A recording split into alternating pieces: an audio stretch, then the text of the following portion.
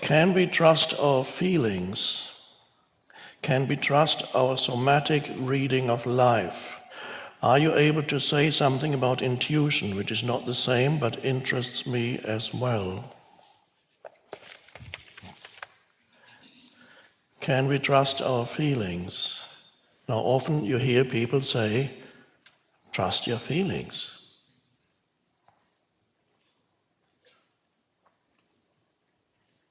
I would suggest, however, that that's not necessarily true. Acknowledge your feelings, yes. Be there as the observing presence for your feelings, yes. Be aware of your feelings, accept that they are there. Trust, which means to take them to be the truth, or the truth for you,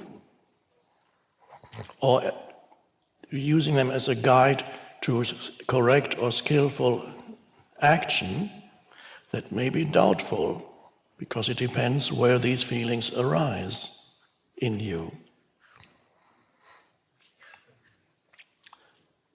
A little anecdote from my life to illustrate that.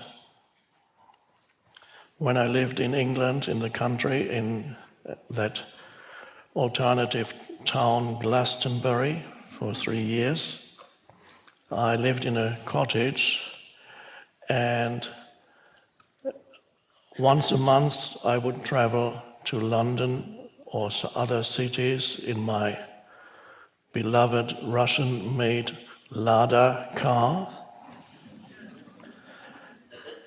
to do a workshop, and usually a weekend workshop called things like transcending time or be here now. Nothing much has changed, except that the average number of people I had was about 10. And since my income was not enough, I had to rent out a room upstairs in my cottage. So I had to, over these 3 years, a few people.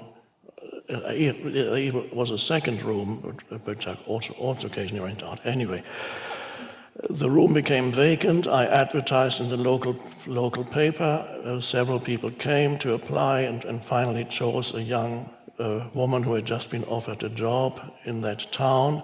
She came, she moved in, and after the first night in her room, she came down for breakfast into the kitchen, which was a shared kitchen, and she said, "I can't stay here."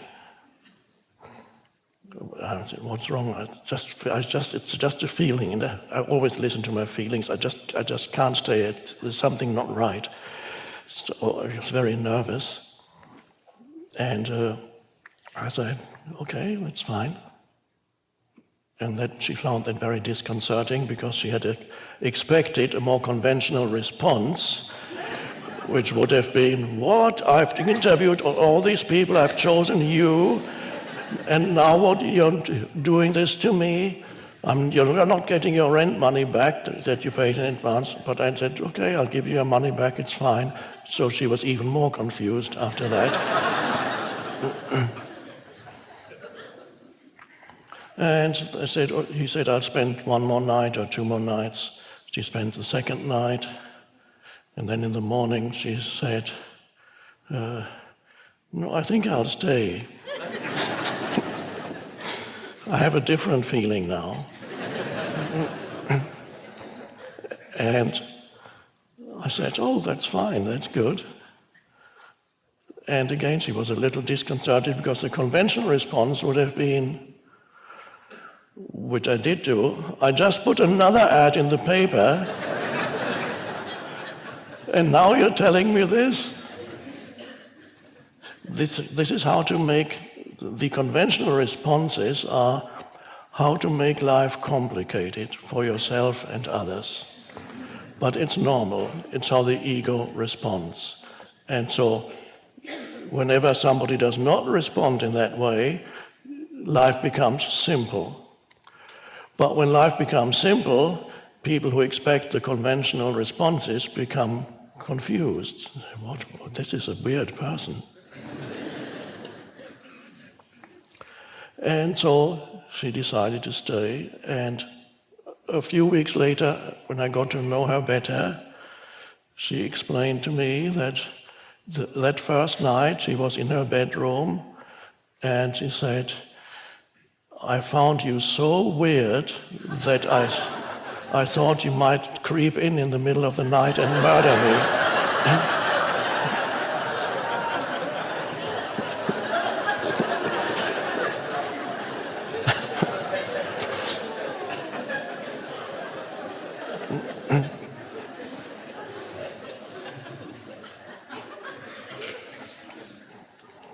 And later she said, "Living in the same house with you is like living in a float tank."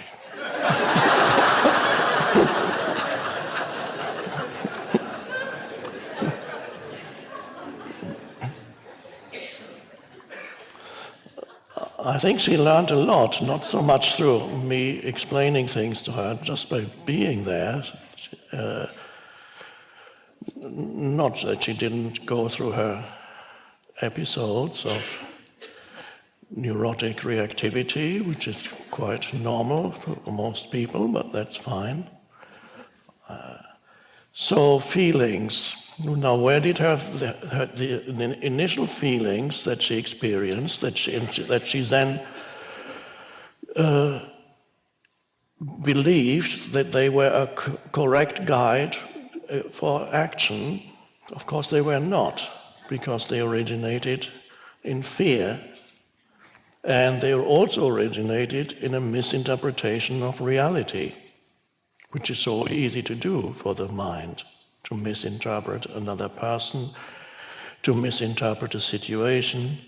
You misinterpret because you see it through the conditioning of your mind.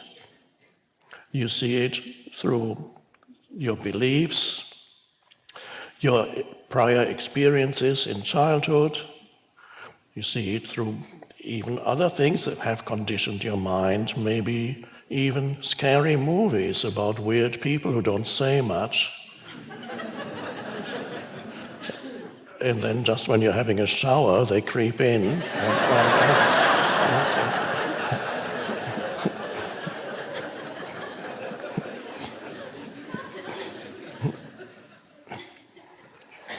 So it is not, therefore it's not that easy often to say, where does this feeling that I have arise?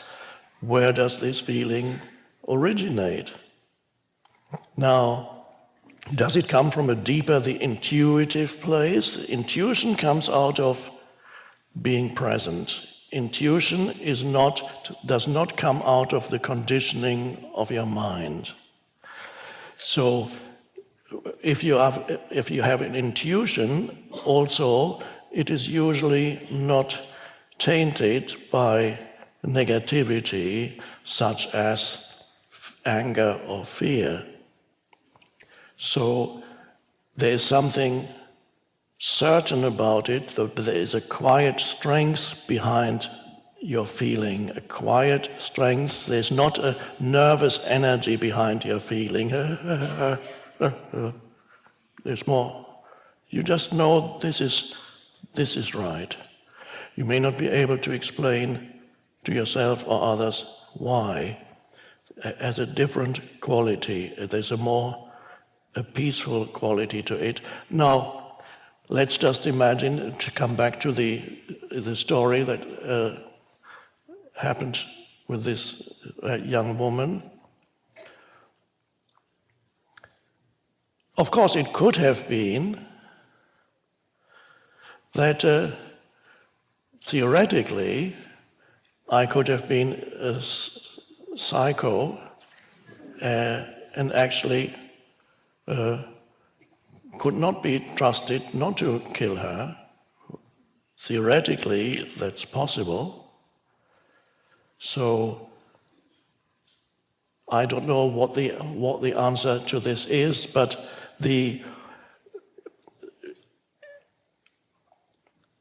I know from my own life, whenever there is a deep realization of what the right course of action is, it is always, there's a peace with it. And even if there's a psycho there, you know with absolute certainty that this is not right for you. There's an energetic imbalance which comes from a deeper place. But I cannot really explain in words.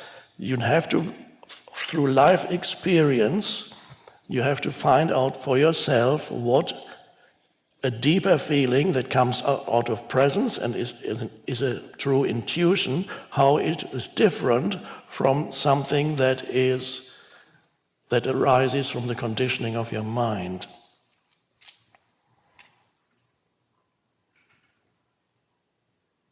Now, a lot of the time, people misinterpret reality because they look at reality through the veil of their conditioning. And that contributes to a huge amount of conflict in life, in relationships, and so on. And not only they misinterpret, they add this, what I call unnecessary baggage to situations, through their reactivity, which is an ego device in order to strengthen the ego's always deficient sense of identity. So, coming back again to that story, what had happened, if I had reacted in the normal way, becoming angry and accusing her when she said after one night she couldn't stay, and that would have strengthened, it would have come from my ego, it would have strengthened my sense of self, the separate sense of self. And again, if the reaction had been when she finally decided after the second night, decided to stay, I could have again said, now I've just spent, it wasn't that much, an ad in a local paper was relatively cheap, but the ego would have dwelt on that and said, now I've spent that, and all these people that already said they couldn't come, now they have already found accommodation. I would have again made somebody wrong, and the ego loves that, to make somebody wrong, because when you make somebody wrong, and the ego could even explain you're totally justified, because that's not fair. The person shouldn't just change like that. But instead of saying how people should behave, you just this is what is. You can either accept it or you cannot. I could have said also, in practical terms, that when after the second night she said, I've decided to stay, I could have said, oh, it's too late, I've already found somebody else, or it said, no, maybe it's better if you do go, because tomorrow night after tomorrow you might again not want to stay. All these things are possible, but the situation remained simple because of non-reactivity. And this applies to so many cases. Whenever there's some kind of things do not go smoothly because a person does not do what they're supposed to do, and then immediately the ego constructs a narrative, and you know it when you start telling other people about it, that strengthens it. So I could have picked up the phone and said, this girl, I rejected 5 other people for her, know what she's done to me? And then listen and tell the story. It's so satisfying to the ego.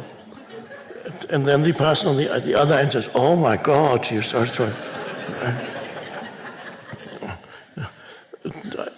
And then, of course, I could have gone into thinking, oh, maybe she's totally neurotic, maybe she's a psycho.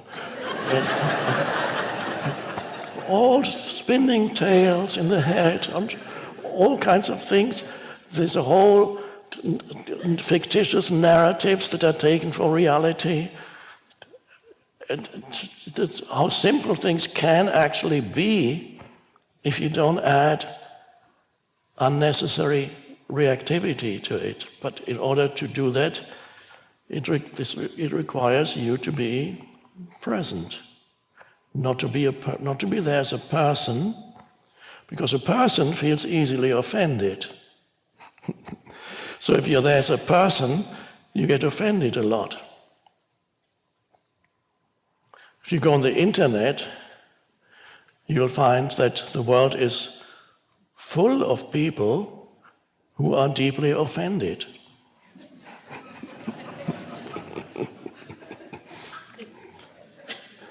And they can explain why, and it sounds totally reasonable.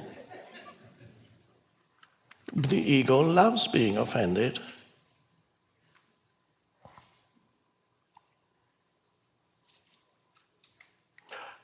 I'm not denying that there may be some remarks that are truly offensive, but that's a relatively small thing. And if it is something truly offensive, again,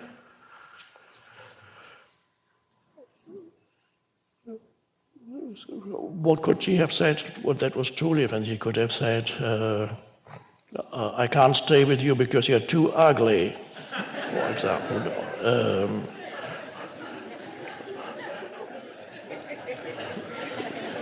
No, to the ego that would be offensive. Or she might have said, well, she happened to be white, but if you'd not been white, she could have said, I finally have this feeling I cannot stay with a white male. Okay.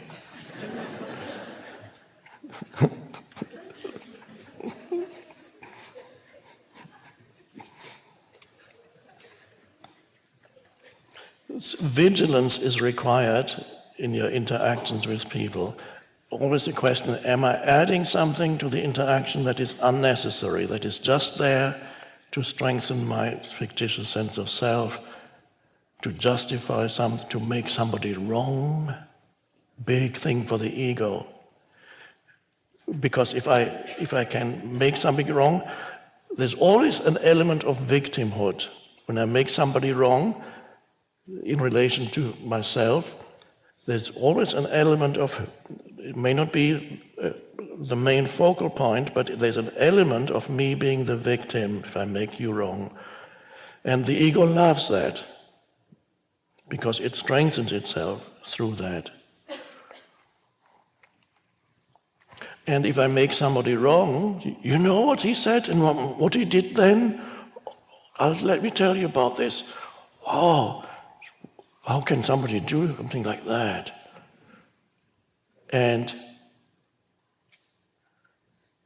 this means unconsciously, I'm always superior to the other when this happens. When you're telling the story about what somebody did and said to you, you do it because the ego, when you're making somebody wrong, because then you are right. Now you probably all know people in your life when they talk, when they tell you things, it's always others who are wrong. It's never them. It's very strange. Why is it that I'm always right and others are always wrong? They never ask that question. But that is a mystery of human existence.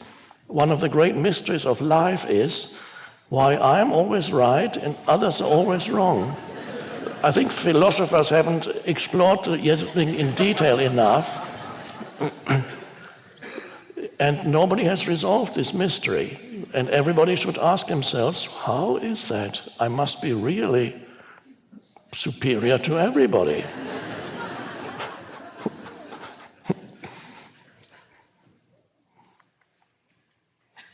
Weird.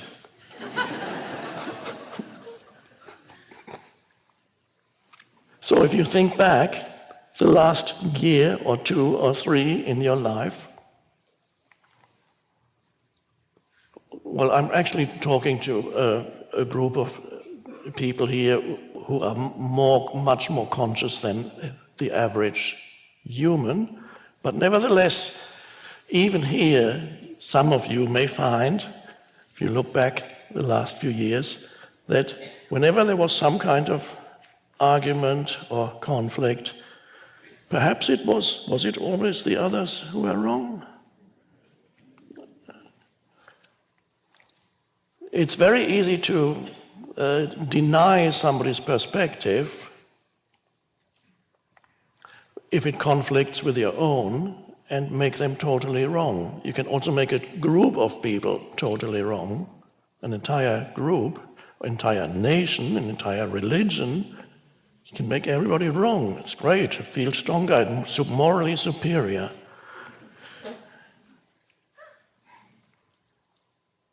Now, does that mean there are not people who are deeply wrong because there may be people out to deceive you? You might go and buy a second-hand car, and the person is so friendly and kind, and he sells you something that's just breaks down the next day, and it's clearly lied to you.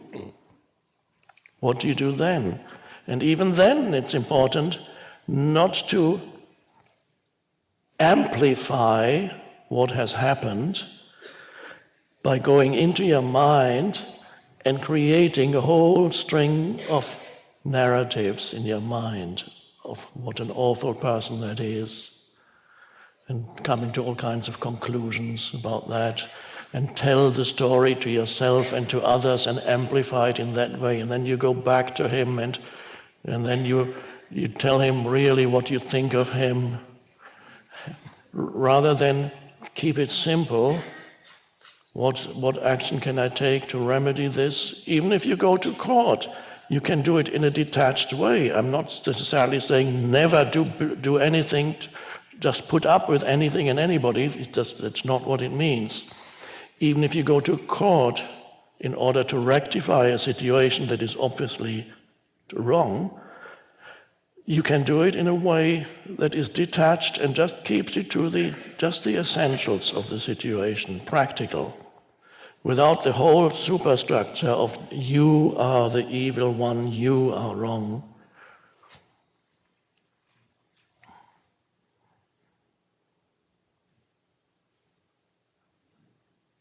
I won't repeat it here, but I think you may all remember the story I told, I believe it's in A New Earth, about the Zen master who was accused of having fathered a child, and what his responses were at every stage of the process. Is that so? Now that's an interesting, if you may remember, the parents accused him that he was the father of their daughter's child. And then the parents brought the baby to him, and at each stage when the parents told him something, you are the father, is that so?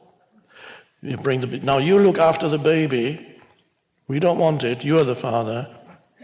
And he had lost his reputation, etc. People were commenting about him on the internet. And he did not participate in the story making, and he didn't defend himself, and he just said, okay. So it means a total refusal to go into any kind of story. Cut. Is that so? Yeah. Oh. And finally it all became resolved itself. The daughter confessed that he was not the father, and so on, and the parents wanted the baby back. Please give us the baby back, we now know that, you're not the father, please forgive us, we did a terrible thing by accusing you, terrible thing. Is that so? Okay. That's whether this story actually ever happened, I don't know, whether it's just a teaching story or actually happened, but it doesn't matter. It shows you an extreme form of not being engaged in a story, not engaging in the story making that is ego strengthening. So you can practice that in many, many situations in your life. Refrain from calling up people or telling up people what other people, and tell them about what other people did wrong, or how they failed, how they were deficient, how somebody lied to you, was dishonest, or expressed an objectionable opinion. And then conflict becomes almost eliminate it from your life, or 90% of it.